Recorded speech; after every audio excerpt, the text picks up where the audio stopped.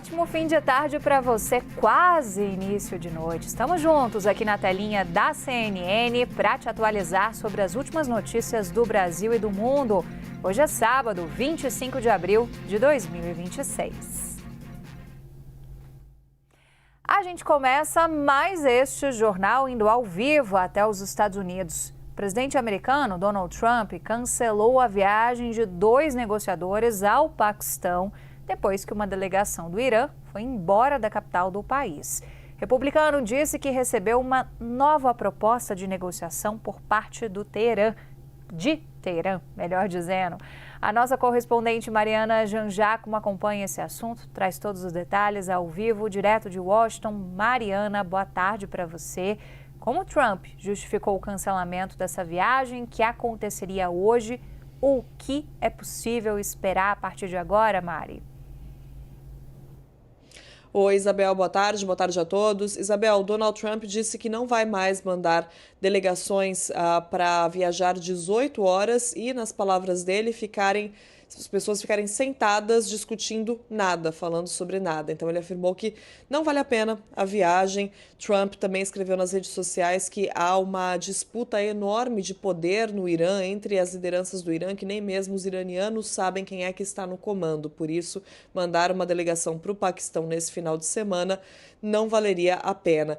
E o Donald Trump fez esse anúncio, Isabel, pouco depois, na verdade, de fontes dizerem à CNN que o ministro de Relações Exteriores do Irã, Abbas Araghchi, que estava no Paquistão, já tinha saído do país. Ou seja, as conversas diretas entre Estados Unidos e Irã já não aconteceriam porque o Irã estava evitando essas conversas diretas. E Donald Trump também decidiu cancelar a viagem, não mandou os negociadores sequer para falar pessoalmente com o Paquistão, porque o Paquistão está fazendo esse papel de mediador. Então, o Irã, em vez de querer falar diretamente com os Estados Unidos, passou uma lista de exigências para o acordo com os Estados Unidos para o Paquistão.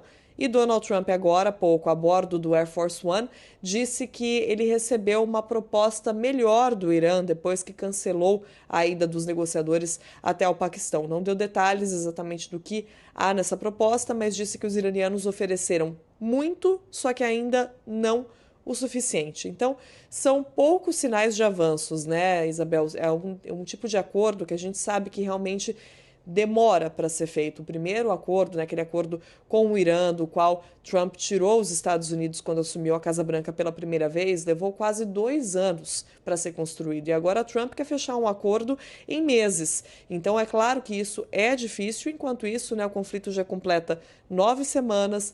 Mesmo com o cessar-fogo, Trump disse que o cancelamento dessa viagem, não significa que os combates vão voltar, não significa que a guerra vai voltar. A gente separou um trecho exatamente do que ele disse mais cedo, vamos ouvir. Okay. You probably heard that we canceled the trip. We have all the cards. We're not going to spend 15 hours in airplanes all the time going back and forth to be giving a document that was not good enough. And so we'll deal by telephone and they can call us anytime they want. Again, we have all the cards. They have no military left, practically. They have no leaders left. We don't know who the leaders are. Nobody knows who the leaders are. I don't think they know who the leaders are, very importantly. So they gave us a paper that should have been better. And interestingly, immediately when I canceled it, within 10 minutes we got a new paper that was much better. What was on that paper, sir? We talked about they will not have a nuclear weapon. It's very simple. Look, that whole deal is not complicated. Iran cannot have a nuclear weapon. It's very simple. Is the ceasefire remaining? Will you continue the ceasefire? Haven't even thought about it yet. Did they offer anything in return to 20 years of suspending enriched uranium? They offered a lot. What did they offer? They offered a lot, but not enough. Thank you. Aí, questionamento sobre cessar-fogo ainda nem discutido, segundo Donald Trump. E hoje também é um sábado histórico para os palestinos, que votaram em eleições municipais pela primeira vez em 2 décadas. Um processo que incluiu a faixa de Gaza. Essa votação ocorreu principalmente na Cisjordânia, que é governada pela Autoridade Palestina, mas dessa vez incluiu também a cidade de Deir al-Balá, na região central de Gaza, que não realizava eleições locais desde 2006. A autoridade palestina tenta abrir caminho para retomar a governança do território que o Hamas assumiu o controle em 2007. O grupo não participou das eleições de hoje, mas existem candidatos que são vistos como alinhados ao Hamas. O processo vai servir de termômetro político para os palestinos em um momento em que Israel tenta acabar com qualquer possibilidade de criação de um Estado. Mais de 1 milhão de pessoas estavam aptas a votar e o resultado é esperado até amanhã. Bora olhar aqui para o Brasil também. O presidente do Supremo Tribunal Federal, ministro Edson Fachin, suspendeu a decisão que proibia a venda de bens imóveis pelo governo do Distrito Federal para a recuperação financeira do Banco de Brasília. Duda Cambraia vem chegando na nossa programação com mais informações, querendo ou não, Duda. É uma vitória política depois de um questionamento que foi feito pela oposição aqui no Distrito Federal junto à Justiça. Boa tarde, bem-vinda.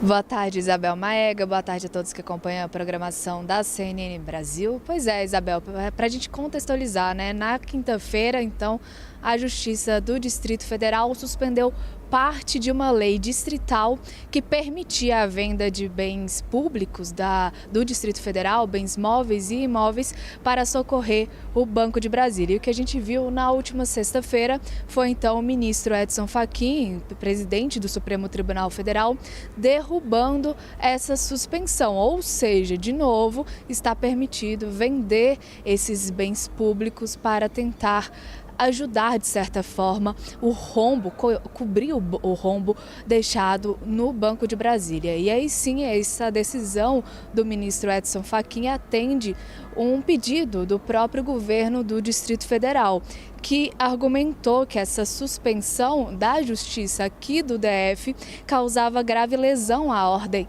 administrativa ao interferir diretamente no exercício das competências constitucionais do Poder Executivo. Na decisão do ministro Edson Fachin, o ministro disse que essas alegações do governo do Distrito Federal são plausíveis. Portanto, Isabel Mega, com essa derrubada da suspensão, passa a valer novamente a venda desses bens públicos para tentar socorrer o BRB. A gente lembra que o Banco de Brasília chegou a comprar carteiras fraudulentas, carteiras podres do Banco Master, inclusive chegou a tentar comprar o próprio Banco Master, mas essa compra foi barrada pelo Banco Central e as investigações apontam que essa fraude toda está estimada em 12 bilhões de reais.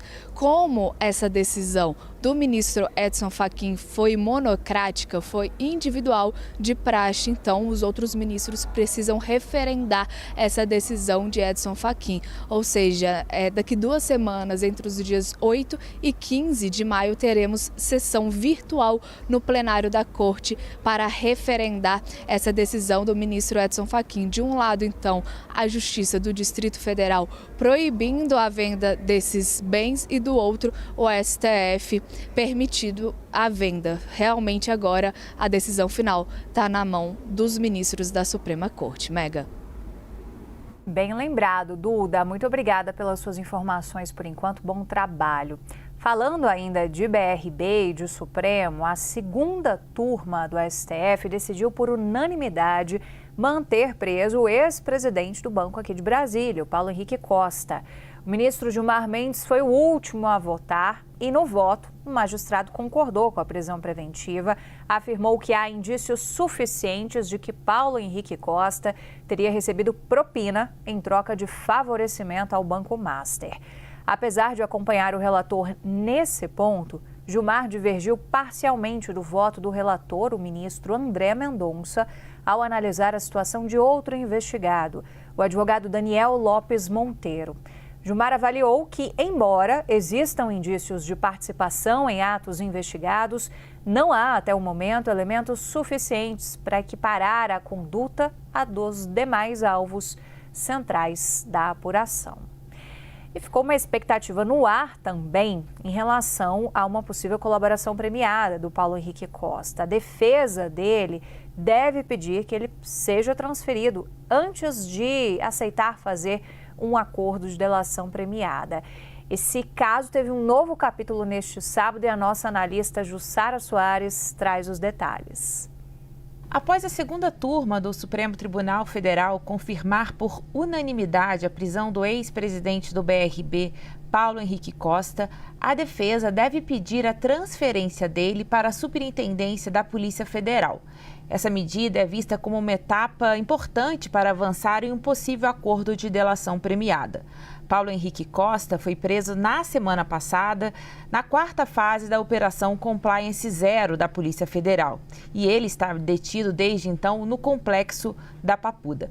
Segundo a investigação, Paulo Henrique Costa teria recebido 140 milhões de reais de Daniel Vorcaro, dono do Banco Master, para viabilizar a compra do Master pelo BRB, que é uma instituição controlada pelo governo do Distrito Federal. O ex-presidente do BRB trocou a defesa na última quarta-feira, o que aumentou a expectativa por uma colaboração. Agora, Paulo Henrique Costa é representado pelo criminalista Eugênio Aragão. Anteriormente, o advogado dele também representava o ex-governador do Distrito Federal, Ibanez Rocha, em outras ações. Nos bastidores, a possibilidade de uma delação premiada acende o alerta entre as defesas dos demais investigados. A avaliação é que Paulo Henrique Costa pode detalhar o funcionamento do esquema, incluindo a compra de carteiras consideradas fraudulentas e esclarecer se atuou com aval de superiores. A ANEEL anunciou na sexta-feira que as contas de luz vão ter aplicação da bandeira amarela no mês de maio. Essa é a primeira mudança de bandeira tarifária em 2026.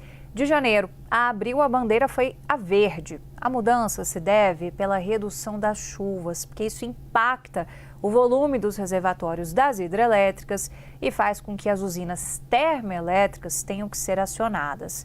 Com a medida em maio, os consumidores, então, vão ter que pagar um custo adicional de R$ 1,88 a cada 100 kWh consumidos. Aquele momento para você preparar o bolso. Nossa equipe já nos contou também que em junho, muito provavelmente, teremos ainda a elevação para a bandeira vermelha. Então, preparar a economia em casa também. E a Caixa Econômica Federal faz hoje, daqui a pouquinho, um novo sorteio da Mega Sena. O prêmio máximo pode pagar 100 milhões de reais. Nada mal, né? Sorteio acontece às 9 da noite em São Paulo. Vai ser transmitido ao vivo pelas redes sociais da Caixa. Resultado você confere também, claro, no site da CNN Brasil. Para concorrer, os apostadores podem registrar os jogos até às 8 horas da noite. São quase 6, dá tempo ainda, hein? Apostas podem ser feitas em casas lotéricas credenciadas, pela Caixa, pelo site ou por aplicativo. O bilhete simples, aquele bem basiquinho mesmo, com 6 números marcados, custa R$ 6. E contagem regressiva, falta exatamente uma semana para o mega show da Shakira na praia de Copacabana. Ela publicou agora há pouco um recadinho para o Brasil nas redes sociais. Vamos ver o que Shakira falou, hein? Ela apareceu segurando um leque verde e amarelo com a mensagem Lobacabana. Virou o apelido oficial, né, da apresentação da colombiana no Todo Mundo no Rio deste ano. Essa peça virou um elemento chave do evento carioca após o mar de leques visto nos shows de Madonna e Lady Gaga nos 2 últimos anos. O leque está na moda, carnaval que eu diga. Na legenda ela escreveu, abre aspas, quase chegando ao Rio. Estou preparando tantas surpresas para vocês. Artistas convidados, figurinos novos, músicas que vocês vão amar ouvir. Não vejo a hora de estar aí. No altar do planeta, fecha aspas, para a Shakira. Que ansiedade, hein? Que vai ser bacana, vai, hein? Afinal de contas, a Shakira tem toda aquela latinidade que casa muito com o nosso jeitinho brasileiro. Então, você, claro, ao longo da semana vai curtir e acompanhar com a gente todos os preparativos finais. São 5 horas da tarde, mais 59 minutos. Obrigada pela sua companhia mais uma vez. Essas foram as principais notícias de momento. A gente vai embora com ela, nossa rainha do Waka Waka, nossa colombiana e que fala muito bem português, viu? Eu volto às 6h45 da noite com mais informações ao vivo na tela da CNN. Espero você por aqui. Pense bem, pense CNN. Até já!